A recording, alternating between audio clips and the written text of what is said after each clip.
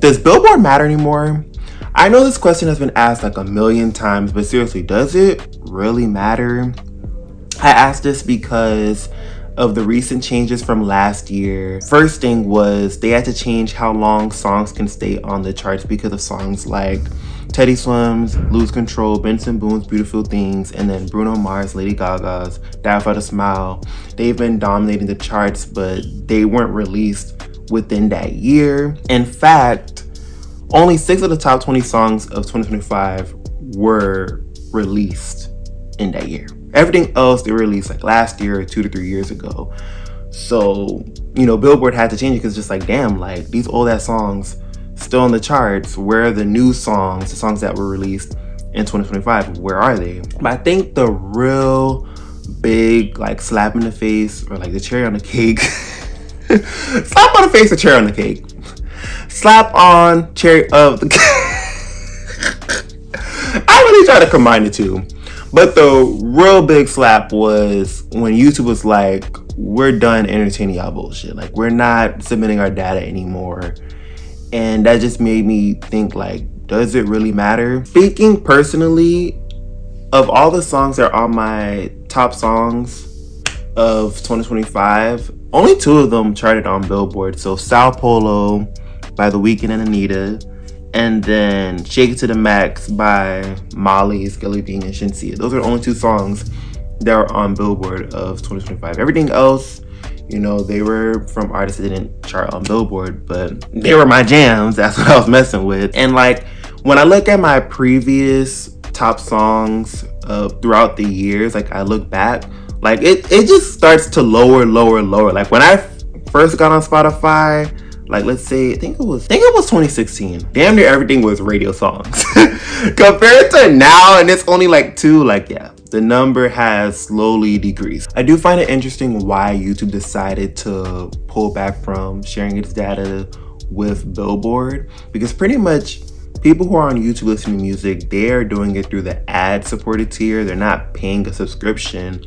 So to YouTube, it's like a slap in the face, like, damn, like, does our platform mean anything? Like, do you value what we provide to the music industry as far as like, streaming and impact on streaming? So it's like, why continue to share my data when you continue to just not care about it? Pretty much with Billboard's new change, they're adding more value to paid streams over ad-supported streams, which I'm not mad about, because if I'm buying something with my dollar, if I'm paying money for it, it should be valued more versus something that's for free. I'm not necessarily mad at the new rule, but it is annoying and exhausting that Billboard continues to add more new rules. They always want to change something. They want to tinker this. They're always messing with something. And it's just interesting that YouTube, one of the big 3 when it comes to streaming, among Spotify and Apple Music, it's like, okay, I'm drawing the line. I'm done with this shit. I no longer want to participate because you're pretty much not valuing me as a platform. While researching this topic, I found it very interesting that Variety said that YouTube will continue to report to Luminate, which is the company that Billboard used to track and measure songs, for streams, sales, radio, etc. Even though YouTube explicitly said, yeah, we're done. We're not sharing our data with y'all. And the thing about it is that Variety and Billboard are owned by the same company. They released both articles on the same day, but the Billboard article doesn't say that, yet the Variety article does. So it makes me think, are they just gonna go behind YouTube back and just use their data anyway? Will we see a lawsuit? I don't know, but I just find that very interesting that they said in one article, like, yeah, like YouTube, they're done with us. But then another, they're like, they're still gonna report to us. But they said they're not working with y'all anymore. So what are you trying to tell us?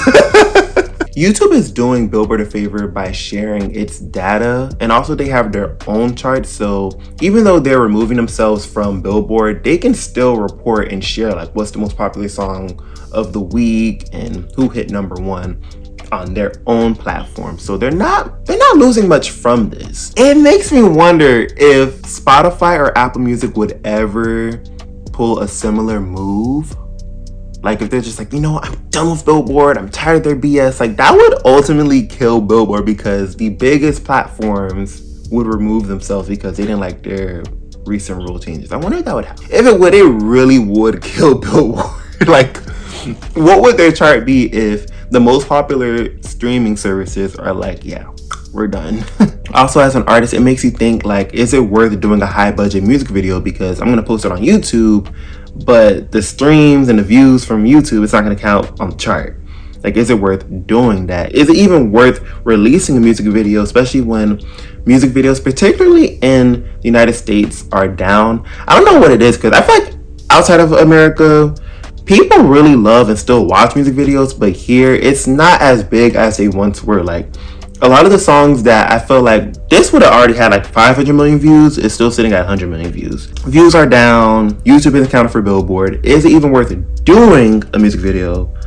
And then is it even worth doing a high budget music video? And then there's artists that really thrive on YouTube, like NBA Youngboy. Like, when I was looking up, I was looking at the YouTube charts and I'm like, dang, like they ain't never lied. The motherfucker was #1 for like the most views and stuff like that. So artists like that who depends and get most of their streams from YouTube, they're not gonna be able to chart because YouTube pulled away from Billboard. So it just makes you think as an artist, like, is it even worth like creating music videos or using YouTube, because like my shit not gonna be on the chart? But to answer my question, I don't think the charts matter anymore. It's very different from what I would usually say. My thing when it comes to the charts is that it holds value and it is important to a certain extent. It's just not everything. I listen to what I enjoy. I'm not influenced by the chart. It's not like, oh my gosh, I can only listen to music that charted on Billboard. Like, no, I listen to what I enjoy. Whether that's something that is on Billboard or not, it doesn't matter, because at the end of the day, it's what I enjoy. But it does hold weight when there's a song like, okay, it was #1 for 8 weeks. That's huge. You know, that is an accomplishment and that should be praised. You know, you should get something for that because you're doing something huge. Like, out of all the songs, you have a song that's #1 and it's #1 for 8 weeks. That is huge. I just can't stand when people act like, oh my gosh, it's irrelevant and it's not important. But then when your fave hit #1, your fave go top 10, you're cheering, you're happy, and you're all excited.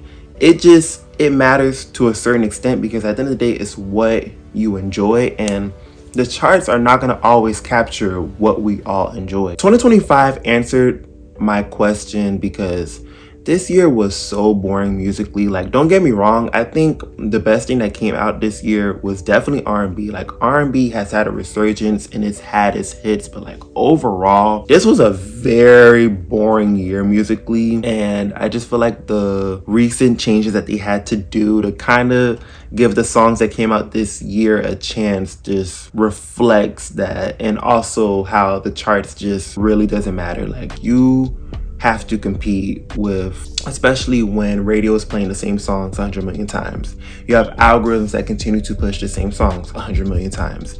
Then you have artists who are releasing multiple variants, releasing deluxe albums a day after the standard edition just came out. It's a very rigged game. I really feel like there was once upon a time where if you had a top 10 hit on Billboard or you went #1, it really meant something and it was an accomplishment.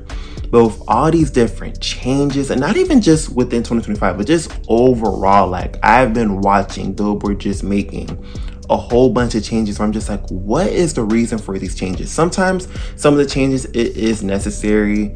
Other times I'm just like, are y'all trying to help out particular artists? Are y'all fulfilling favors? Because some of these changes just don't make sense. Billboard job is to report which songs are popular for the week of the week. Like, what song went #1? What did people enjoy listening to? And it's like, each year, each month, they're always changing some shit where it's just like, dog, is this about what was popular or what you want to be popular? Because it just doesn't make sense as to why there's so many changes. What matters more than hitting the charts is selling. Selling them tour takes is what you need to do. That's how most artists get their money anyways. I'm gonna use a loose example. I know there's a lot of technicalities, but I'm gonna use Trim for an example. You know, if you don't know Trim, she's a rapper from South Carolina that's blowing up from her song Boat. And then she also has another song, Taxi, and she also did a remix on Trump the Bill. She's really cool. I'm not gonna lie, I'm rooting for her. I'm not gonna lie, I'm rooting for her. You know what I mean? She cool, she pretty. She has catchy music. She got a little buzz going on, and I think this would be really good to use as an example. So she doesn't have any mixtapes, no albums out, right? And let's just say her goal is to go on a little club tour, make a little club appearances here and there. She's trying to reach 2,000 people, right? Trying to reach 2,000 people. We're trying to see 150 people per night. 2,000 divided by 150, we hitting 16 clubs. Let's just say the ticket price to see her is $20, right? So she making 3,000 per night, and let's just say the club, because we allowing you to host and do a little thing, we get a little 20% cut. So they get their 600 piece. So Trim's making 2,400, per night. There's other expenses to factor, hair, makeup, fashion, traveling expenses, paying for a team and staff. I ain't really get into all that because, there's a way to work that shit out. You know what I mean? Like, however that may go. Because let's say if she's doing her own hair, makeup, and she has like 2 assistants, like, you know what I mean? It may not be as much. I'm unsure how big her team is, so that's up to her to decide, but she's making 2,400 in total. Hitting up the 16 clubs, she's gonna make 38,400. In order for her to make that money from streaming, let's just use from just Spotify alone, she'd have to get 9.6 million streams. I couldn't find Spotify specific amount per stream. Some people say like there's an amount from 002 to 5, basically in the thousands. So I just use 0.004. So we're just gonna work with that. Let's just say that's just how much Spotify is sadly fucking paying for per stream. And I even forgot to consider that in order for that to even factor in, it has to have at least 1,000 plays. And if I'm just going off of what she has now, that she doesn't have 9 million yet. So that's 38,400 that I'm making. And mind you, my song's popping, and she has some other songs coming out too. So we have some buzz. I don't know if 16 is a lot, but loose example. We just trying to do something, trying to make a little quick buck. We trying to make our presence known. We're up and coming artists. We have to hit up, the different states and let people know, like, I'm Trim, I'm a rapper, I got some hot shit, I got Boat, Taxi, I'm on a remix, I gotta, let them know who the fuck I am. And let's just say shit's going good. Let's do like a little t-shirt merch. We're gonna do a limited t-shirt merch. We're gonna do 500 shirts. We're gonna do $30 a pop, and that's 15K. So on top of that, 3,400, 15K, we making bank, and we can sell some other things. Let's say if that limited t-shirt run went well, we can sell some other things. If I can do that consistently, and we can scale up, because yesterday's price isn't today's price, you know what I mean? Especially if my shit's fire, yeah, I can make a nice little buck. And if I'm not charting on Billboard, but I'm making a livable wage, I'm able to get by, I just don't feel like the charts matter. Like, creating that solid fan base and being able to sell those tour tickets, that matter more. Having people come and spend their real money to come see me, because streaming is just not paying that much. And then they're adding so many different things, and it's just ridiculous. Like, you have to have at least 1,000 streams, and then on top of that, Spotify continues to raise the price, but you still not getting as much. You know what I mean? Loose example, might have to scale it. She still is an up and coming artist, but I did see that she was doing some club appearances and performances. If I'm able to do that, I don't think the charts matter as much. Same thing with that I feel about the Grammys. And the Grammys is something I really avoid. Like, anytime the nominations come out, I really try to avoid talking about, because they always find a way to piss me off every time with their bullshit. Especially the latest one, when they put anxiety in the rap categories. I was just, and I love my girl Doechii, but it's like, seriously, like, we're doing this again. And it just reminded me of the whole, like, when Nicki had Super Freaky Girl, and they're like, we're gonna put this in a pop category, and I'm like, it's a hip-hop song. So it's like they just have a history of doing bullshit, and they just never seem to get themselves together. Like, they're another organization where I'm just like, I really don't put too much stock into them. Like, I feel like if you got a Grammy, cool, congrats. If you don't, it's not the end of the fucking world. And I also try not to be like a Devin Downer, you know, like, I don't want to give off hater, but it's just like, that's when I'm just like, let me just zip my mouth, because I can't get behind the shit they do. And they just, each and every year, they just find a way to like really annoy me and rub me off the wrong way, because it's like, why are y'all doing the things y'all do? Same way with Billboard. It's like, you just have one job. Like, why is it so complicated just to report the one thing? I wish there was an alternative. There was at one point. Rolling Stones had a chart, but you know what's so funny? Rolling Stones is also owned by the same company that owns Variety and Billboard. So when I found that their little chart got shut down, I'm like, oh, that explains it. But I really wish there was an alternative that was just more objective and just report what the fuck is going on. For instance, I don't care that Taylor Swift had the biggest album of that year or the biggest song. Like, I don't care. Like, y'all can fight me on this. I don't care. I avoided that album. I was not gonna listen to that fucking shit. All that mid-ass shit, that's not gonna count it. Like, I don't care. Even if you're the biggest Swiftie, like, you cannot tell me that it compares to any of her older shit. Like, you know that's some slop-ass shit. You know that's some shit she could have AI generated that fuck shit. Like, no. When I saw people, like, posting reviews about that shit and saying, like, oh my gosh, it was bad. Like, duh, it's bad. Do you realize how much music this lady has released? Do you realize? And you thought you were gonna get some good shit.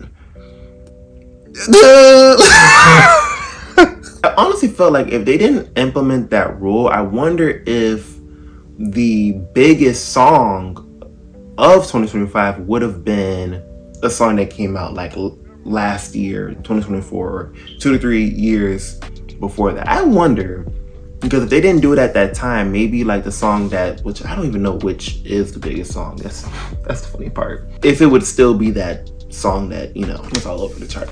It's like, winning that award don't really matter. But I would want to get, like, fellas artists, I would want to get a song on Billboard. I would. I think it's something you could strive for. But I don't think it's like, yeah, I need that to make my career feel something. Like, I feel like years ago I would say the opposite, but I feel like no. You know what? I will use a really good example. I'm gonna use Tinashe as an example, right? I feel like with Tinashe, because she has such a strong fan base, she's not someone who's on Billboard, but she's able to do her tours. She's able to do her, you know, her own thing because she has her community set up, like just something that she's built. And it's not been easy. It's not been easy. You know what I mean? Like, you know, she actually explained when it came to Quantum Baby that she was, you know, basically losing money or like breaking even to just go on tour. So it's not as easy, but it is possible. So I'll use her as an example, as an artist who had a Billboard hit, hasn't had one in a really long time until she had Nasty. Then she had No Broke Boys remix. You know what I mean? So that's someone who I'd use as an example, as like, may not have been like a huge charting artist, but she was able to sustain herself. So, because I know even for her, it's something that, you know, she's kind of thinking like, damn, like, am I even an artist if I can't even get on Billboard? But like, she's been working so hard and like grinding that I really feel like it counts for something. The fact that, you know, I mean, I have charted on Billboard in a little minute, but I'm still keeping up. You know what I mean? I'm still someone like the K-pop folks is trying to eat off of. It counts for something. It counts for something. So I can't say that out of my mouth. Like, I can't say like, if you can chart, cool. If you can't, like, it don't matter. I think something about that. I'm like, I don't know. Then again, bias. But I think if you let's just phrase it like this: if you can chart, cool. If you can't, let it be something you can strive for, but it's not the end all be all. Which I guess is more or less the same thing that I was saying about the Grammys thing, but I don't know, something about that coming off my lips just, I don't know.